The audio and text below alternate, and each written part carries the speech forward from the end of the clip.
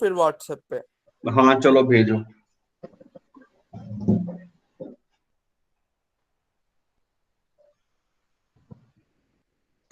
So meanwhile you sending me the pic.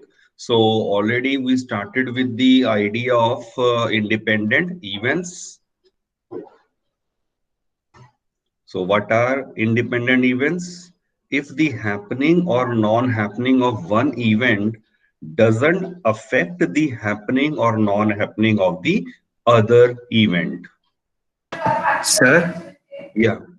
आपने जो homework में क्वेश्चन दिया था उसके फोर्थ क्वेश्चन में एक बार ही सर मेरे कॉम्बिनेशन से आ रहा है, विदाउट कॉम्बिनेशन से नहीं आ रहा आंसर। ओके चलो मैं बता दूंगा। विदाउट कॉम्बिनेशन वो ट्रिकी और लेंथी बहुत ज्यादा है, वही है, यहाँ पर कॉम्बिनेशन ही प्रेफर करेंगे। मैं आफ्टर क्लास उसका सॉल्यूशन डाल दूंगा, बता दूंगा, ठीक है। Okay sir. या so in case of independent event we already have learned that if the events are independent then what happens, P of A intersection B, जिसे हम सिंपली ऐसे भी लिख देते हैं कई बार, P of AB, so this represent intersection, so this becomes P of A into P of B.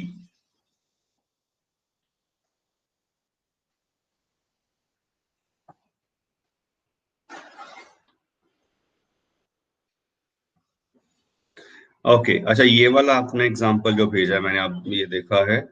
सी इसको logic से करना है तो लॉजिक से आपका ये एक लाइन में हो जाता है, हमें इतना ये कुछ सोचना ही नहीं है, ये जो चीजें यहाँ बता रहे हैं।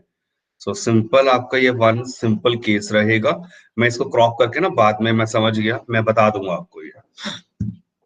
Okay so in case of two events we have the condition P of A intersection B is P of A into P of B, and in case we had three events then they are mutually independent if the following all four conditions holds true.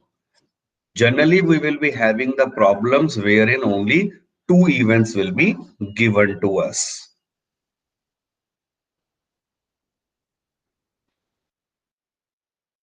I ended the last class by just mentioning this, that if E and F are two events which are independent, so is E dash and F. So they will be also independent. E dash and F dash, they will be also independent. And this came as proof इसका in board examination 2 marker। तो मैं proof part अब ले रहा हूं ए part का। आप check करिए आपको गिवन क्या है। E and F are independent, ये गिवन है। इफ दे आर इंडिपेंडेंट, इसका मतलब ये इसके इक्वल हो गया P of E into P of F। So this is actually given to me। अब आपको टू शो क्या करना है, ये रहा ए part, E dash and F are also independent। Now think logically, ये कब इंडिपेंडेंट होंगे? बाय डेफिनेशन अगर ये इंटरसेक्शन इसके इक्वल आ जाए then they will be independent.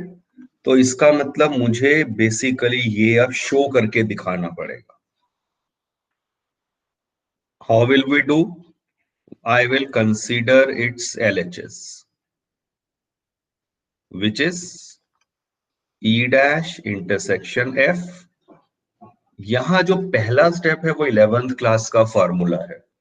Anyone remember और एबल टू रिकॉल इसका फॉर्मूला क्या लिखते हैं, क्या होगा?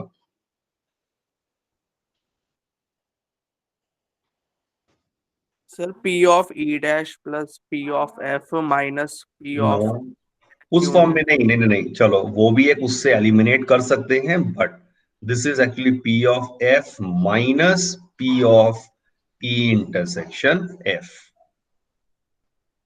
अब ये अनकॉमनली यूज्ड रहा है formula, but very very important. So check it out, this particular formula, ये इसके इक्वल होता है.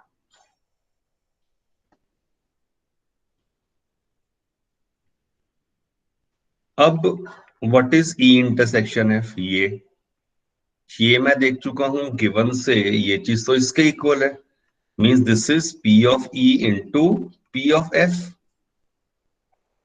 दोनों में से पी ऑफ एफ कॉमन आ जाएगा, तो ब्रैकेट में यहां बचा 1 minus P of E, and obviously 1 minus P of E को क्या लिख देंगे? P of not E. Check it out, यही तो आपको शो करना था. So which is equal to R H S. मैंने ये शो कर दिया. इसका मतलब P of E dash intersection F अगर इसके इक्वल आ गया, so this employee E dash and F R independent. Hence proved.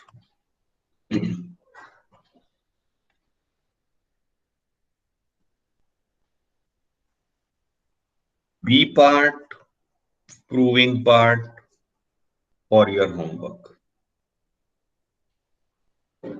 थोड़ा सा डिफरेंट जाएगा, concept will remain the same.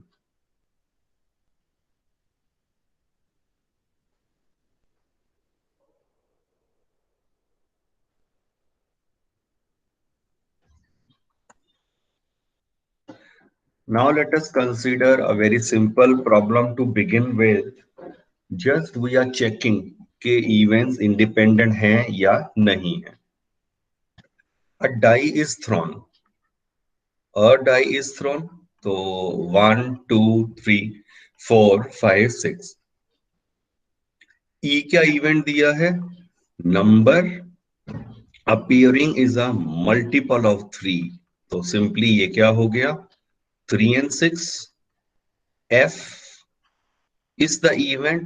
Number appearing is even. Even का मतलब क्या हो गया? 2, 4 and 6. Find whether E and F are independent or not. अब इन दोनों से सबसे पहले आपको E इंटरसेक्शन F लिखना पड़ेगा.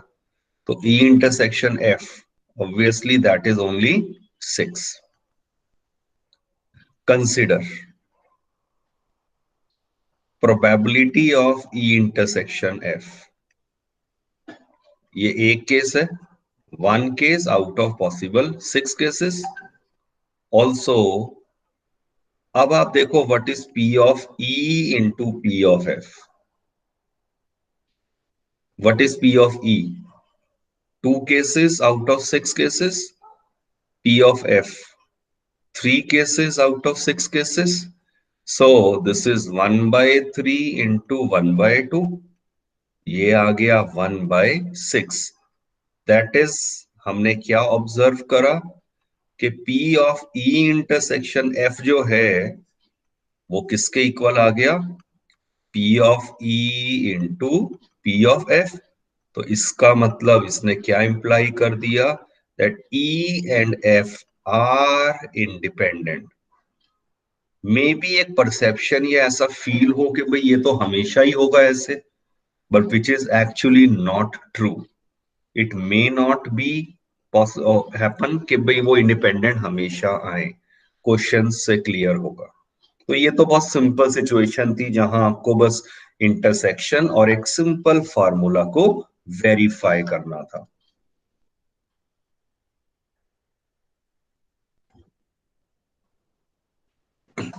एक बार ध्यान से नोट कर लीजिए, पहचान लीजिए, तभी फिर आगे बढ़ते हैं.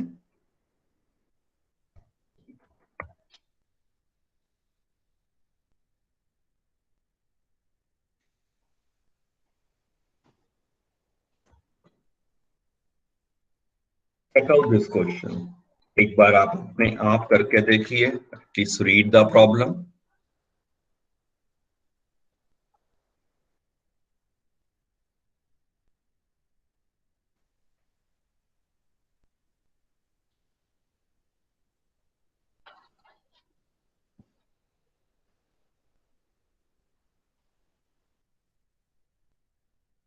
डिफाइन द इवेंट्स, क्या क्या बन के आ रहे हैं।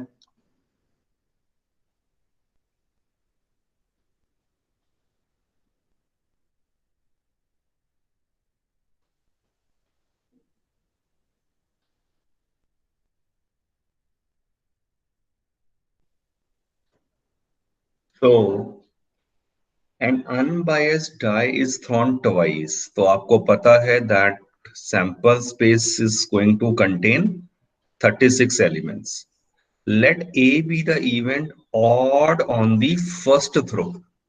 ऑड ऑन फर्स्ट थ्रो का मतलब कितने केसेस आ जाएंगे? Anyone? 18। Right. Out of 36 cases of course आधे होंगे जो ऑड नंबर से शुरू हो रहे हैं, मतलब वन, फर्स्ट वाले थ्रो पे कह रहे हैं ना ऑड आना चाहिए, तो 1 1 1 2 करते करते 1 6, फिर 3 1 3 2 वाले सारे आ गए, and 5 1 5 2 and so on till 5 6. So n of a 18 cases आ रहे हैं। अब b की बात करते हैं। Odd number on second throw, तो अब इस केस में आप चेक करिए होगा क्या, यहां ऑड ऑन सेकेंड थ्रो आया है, तो क्या ये कितने केसेस होंगे? ये भी 18 ही हो गए। ये भी 18 आने वाले हैं, पर अब देखो ऑड ऑन सेकेंड का मतलब क्या आएगा? 1 1 1 3 1 5, फिर कौन सा लेंगे? 2 1 2 3 2 5, ऐसे ही 3 1 3 3 3 5। सारे केसेस आपको लिखने की जरूरत नहीं है, एक बार एक कंसेप्ट बस क्लियर होना चाहिए। और ये वाले आपके सारे, सॉरी यहाँ आएगा 5 6 5, राइट। सो इस केस में भी हमने नोट करा, चलो 18 केसेस आ गए। अब आपको साथ में इनका इंटरसेक्शन भी सोचना है, तो इंटरसेक्शन का लॉजिकली मीनिंग समझो तो ऊपर स्टेटमेंट से या तो वैसे ढूंढ लो, नहीं तो देखो कह रहे हैं ए पहले वाले पे ऑड हो और बी क्या था दूसरे वाले पे ऑड हो, तो इसका मतलब कौन कौन से केसेस आ गए? 1 1 1 3, दोनों ऑड होने चाहिए ना, 1 5, ऐसे ही अब सीधा 3 1 3 3 एंड 3 5, करते करते करते सिर्फ कौन सा एक और आएगा, एक ही तो आएगा, और 5 1 5 3 and 5 5. So how many elements does this contains? 9। It contains 9 elements. अब आप बस चेक करिए now, what is P of A intersection B? 9 cases out of 36 possible cases, 1 by 4. What is P of A into P of B? P of A 18 by 36, ये भी 18 by 36। तो वो ये है कि चलो इस क्वेश्चन में भी आपने नोट करा कि दोनों वैल्यूज सेम आ गई, means P of A intersection B आ गया P of A into P of B। This imply A and B are independent.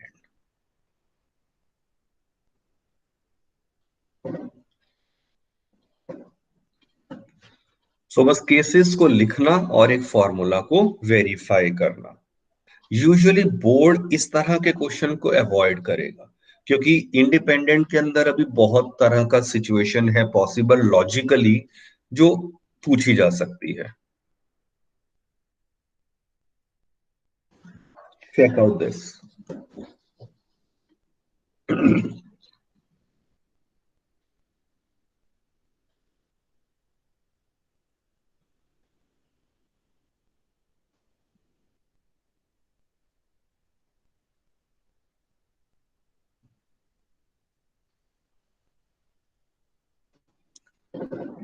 if E1 and E2 be the events such that P of E1 आपको given है 0.3, P of E1 union E2 given है 0.4 और एक ये चलो P of E2 को X कह दिया है. Find X such that first part E1 and E2 are mutually exclusive. So if they are mutually exclusive, what does that mean? Intersection zero है.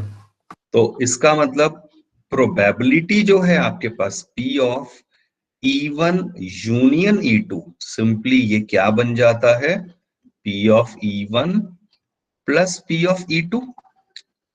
बिल्कुल सही. क्यों? क्योंकि आपको इस केस में पता है इनका इंटरसेक्शन 5 होता है, इसीलिए प्रोबेबिलिटी ये 0 हो गई. तो फार्मूला सिर्फ इतना बन जाएगा, वैल्यूज पुट कर दीजिए. P ऑफ E1 था 0.3 और ये X था, तो simply you have your answer.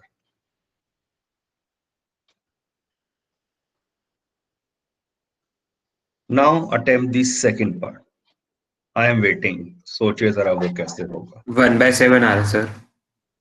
Okay चलो चेक कर लेते हैं, बाकी भी देखिए.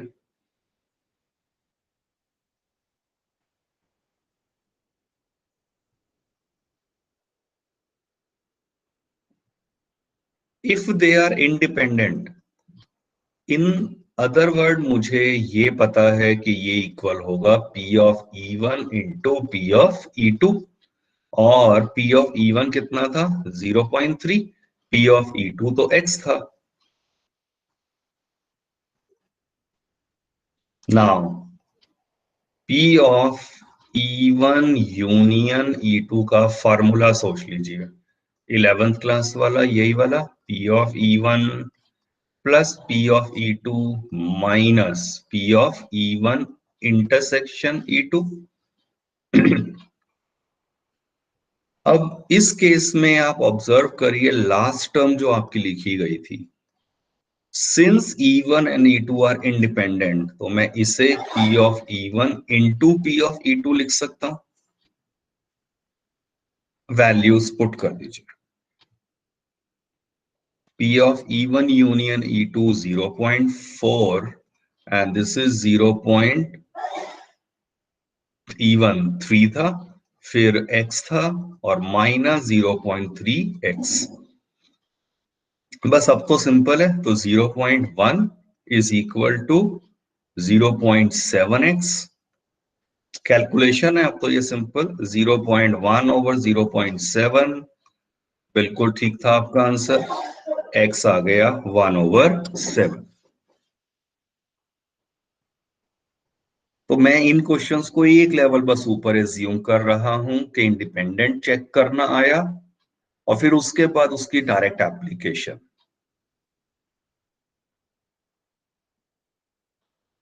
अगर किसी को भी डाउट है तो please do ask and clarify.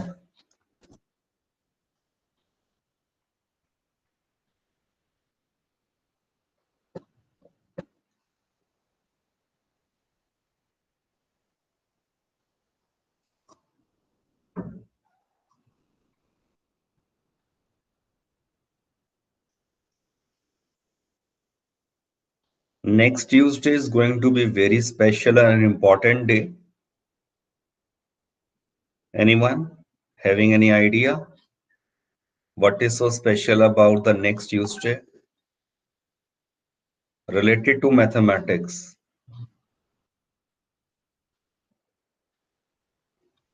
It will be 22nd of December.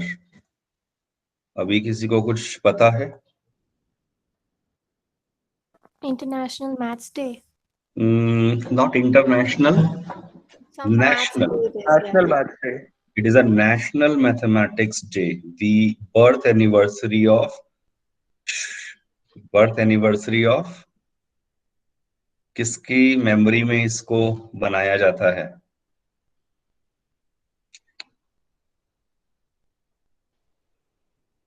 Okay, Srinivasa Iyengar Ramanujan.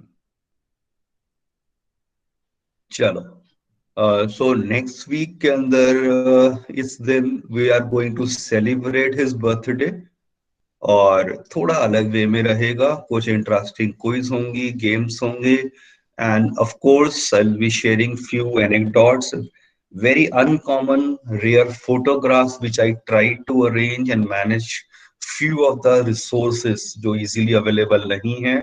So I planned next Tuesday in a very interactive way कि बहुत अच्छा रहने वाला है, and going to be a great learning experience. एक चीज है उनके बारे में पता चलना, साथ में थोड़ा सा और फन एलिमेंट अगर ऐड हो जाए, थोड़ा क्विज करें, कोई रैंडमली कुछ चीजें. So I hope that everyone would be the part of that and enjoying that. Okay, check out this question. ये सीधा होमवर्क में आएगा, आप पढ़ के देखेंगे, आपको क्लियरली पहचान बन जाएगी. Very much related to the previous question.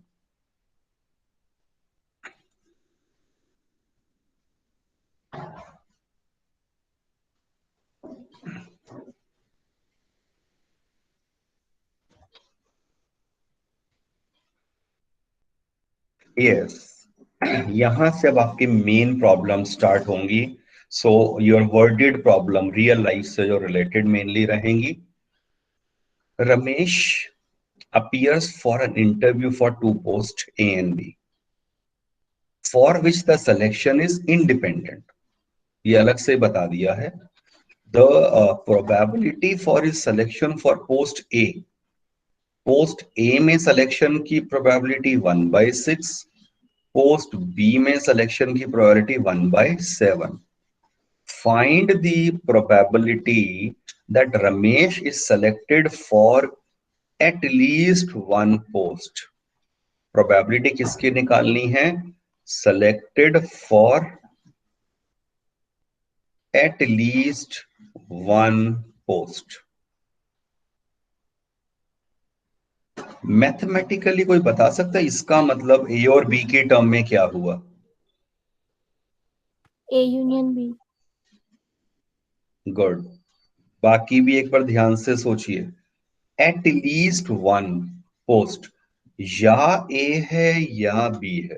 तो जब हम ये हिंदी में जैसे या ए में हो सकता है या बी में हो सकता है या दोनों में हो सकता है, एट लीस्ट वन है ना, तो हो सकता है उसका सिलेक्शन दोनों के लिए उसने इंटरव्यू दी है, एंड फॉर्चुनेटली उसका दोनों में हो जाए. तो एट लीस्ट वन पोस्ट का मतलब ए यूनियन बी. पहली बात तो ये क्लियर होना चाहिए. अब आप सोचिए, ये तो मेरा एक सिंपल फार्मूला था, P A plus P B minus P of A intersection B.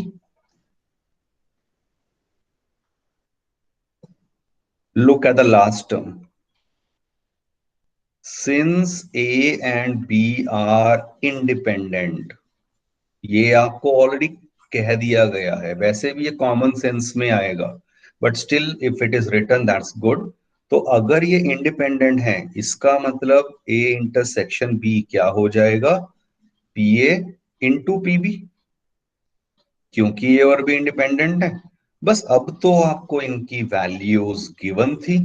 P of ए कितना था? 1/6, 1/7 minus 1/6 into 1/7. Take the LCM and simplify. You will have your required answer.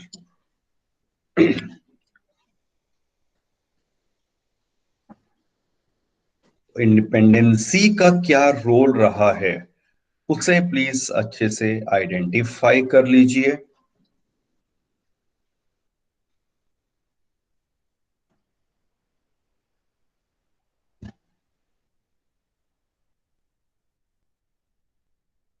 Based on this, exercise 13.2 from NCERT textbook. First तो आपका direct formula है. Second one आप check करिए, beginning में ही हमने multiplication theorem की बात करी थी. क्लास 10th 11th बेस्ड में उसे 11th मानता हूं, चलो, क्योंकि 2 कार्ड्स हैं, तो लॉजिकली सिंगल स्टेप में आंसर आ जाता है. विदाउट रिप्लेसमेंट है, दो कार्ड्स को ड्रॉ करा और कह रहे हैं both are black. Black cards 26 होते हैं।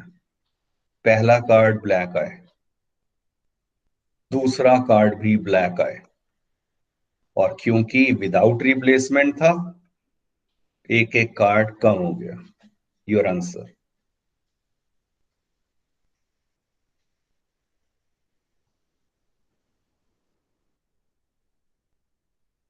Third, again very simple. चाहे देखो क्वेश्चन देखने में आपको ये 4 लाइंस में दिख रहा होगा, राइट, और उतना ही इजी है, सिर्फ पढ़ने में टाइम लगेगा। A box of oranges is inspected by examining 3 randomly selected oranges drawn without replacement.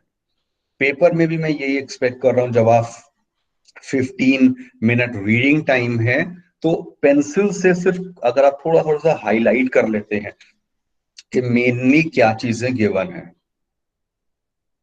if if all the 3 oranges are good, the box is approved for sale, otherwise it is rejected. ठीक है? if all the 3 are good, then approved, otherwise rejected. Find the probability that a box containing 15 oranges, out of which 12 are good and 3 are bad. तो probability of good हो गई आपके पास, 12 good है out of 15, and probability of getting the bad orange of course 3/15 हो गई। तो find the probability that it will be approved. So probability that box is approved. Approve होने की कंडीशन क्या बताई थी कि all 3 oranges must be good। पहला ऑरेंज गुड आए 12/15, नेक्स्ट ऑरेंज भी गुड आए, एक ऑरेंज कम हो चुका, तीसरा ऑरेंज भी गुड आए। Your required answer.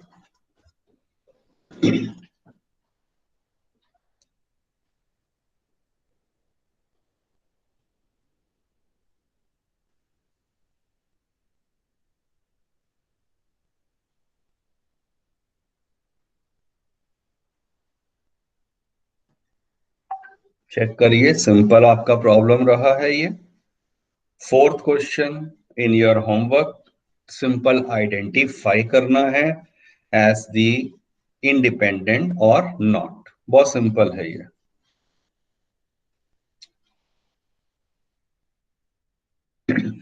Next is again very simple.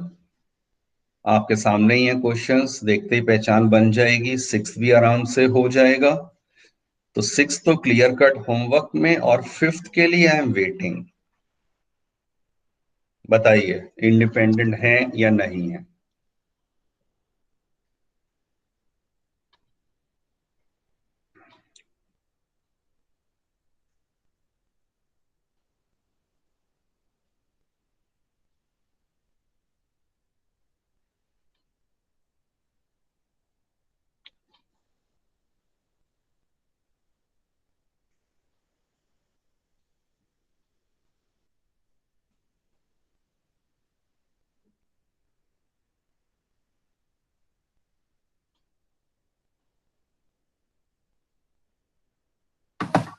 नहीं सर, इंडिपेंडेंट नहीं आ रहे। ओके, नहीं है। अब वो ये राइट। अब आप चेक करिए, ऐसा है ना कि हर बार नहीं होगा कि इंडिपेंडेंट में ही दिख रहा होगा।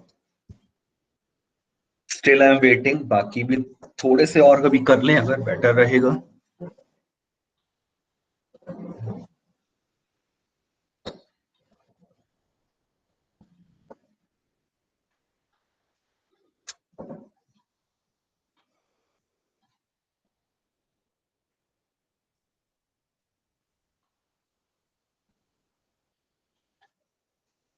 So they are actually independent.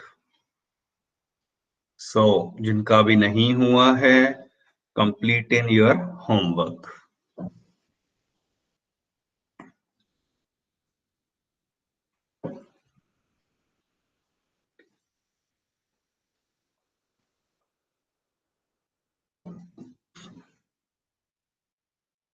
A very similar question to 7th we just considered.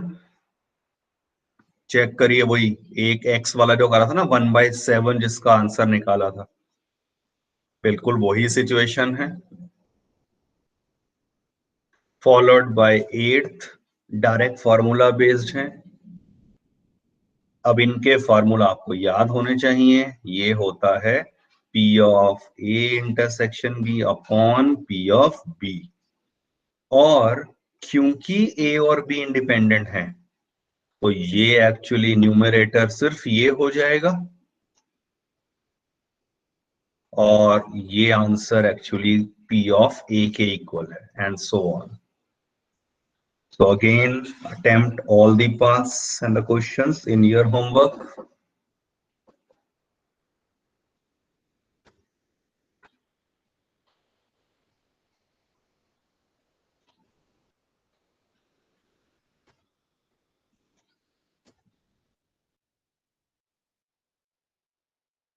यहां से अब थोड़ा सा डिफरेंट टाइप शुरू हो सकता है. बहुत ध्यान से देखिए.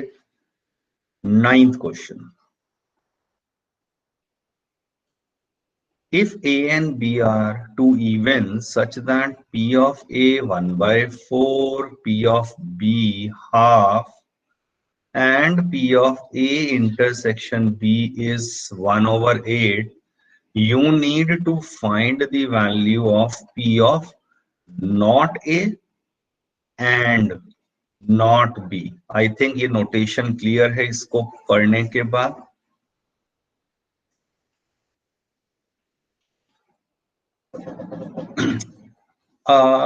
कैसे करेंगे, चलिए.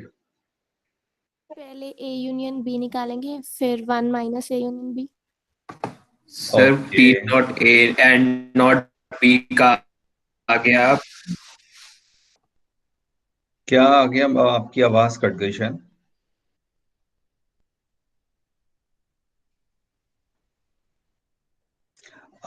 वेरी फर्स्ट ऑब्जर्वेशन में. सर इसको हम वो लिख लेंगे ना, P A यूनियन B का yes, इंटरसेक्शन. okay.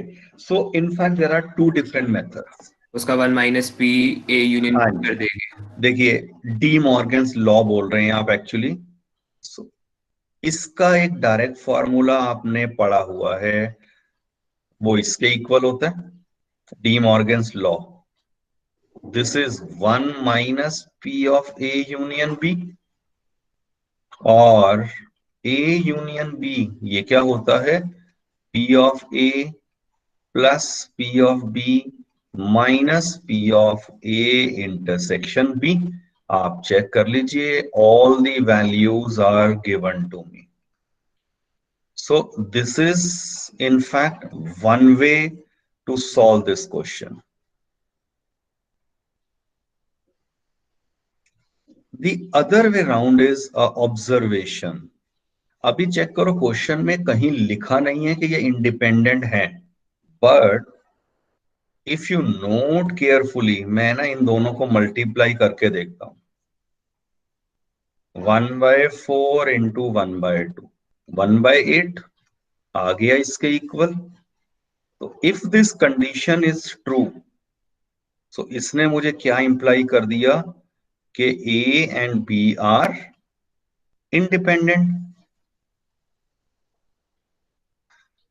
अब अगर A और B इंडिपेंडेंट हैं, रिजल्ट किया था ये वाला कि A dash and B dash they will be also independent. एक का प्रूफ बता दिया था, ये मैंने आपको होमवर्क के लिए मार्क किया है, ये वाला प्रूफ. अब आप चेक करिए, इसका मतलब अगर ये इंडिपेंडेंट है तो डोंट यू थिंक सो ये इसके इक्वल आ जाएगा. और what is P of not A? यहां से देखकर 1 minus 1/4. What is not B? 1 minus 1/2. So 3/4 into 1/2. आप चेक कर लेना, ये जो आंसर है 3/8 ही आ रहा होगा. सो चॉइस इज यूअर्स, चाहे आप इंडिपेंडेंट वाले से सोचते या यहां मे बी से you use D Morgan's law.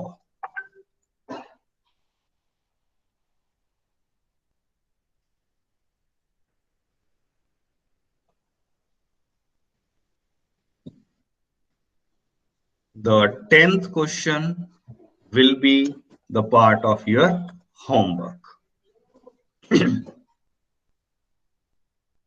In case if you have any doubt in 9th question, please do clarify, क्योंकि इस तरह के लॉजिकल बोर्ड में कई बार 2 मार्कर में देते रहे हैं.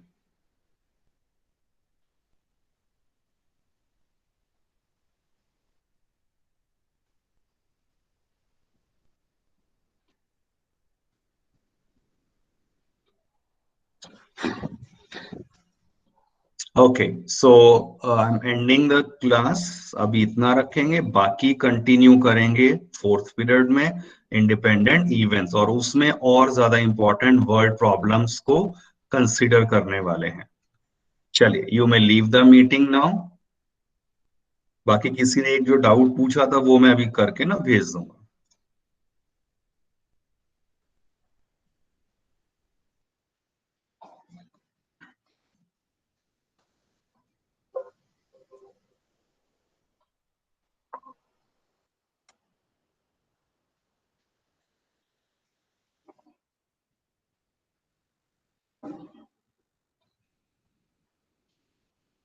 Himanshi and Ramneet, I'm waiting for you to leave the meeting.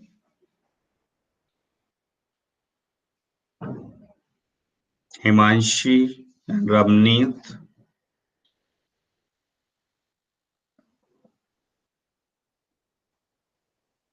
Okay, Ramneet, I'm removing you. Seems okay. Chalo.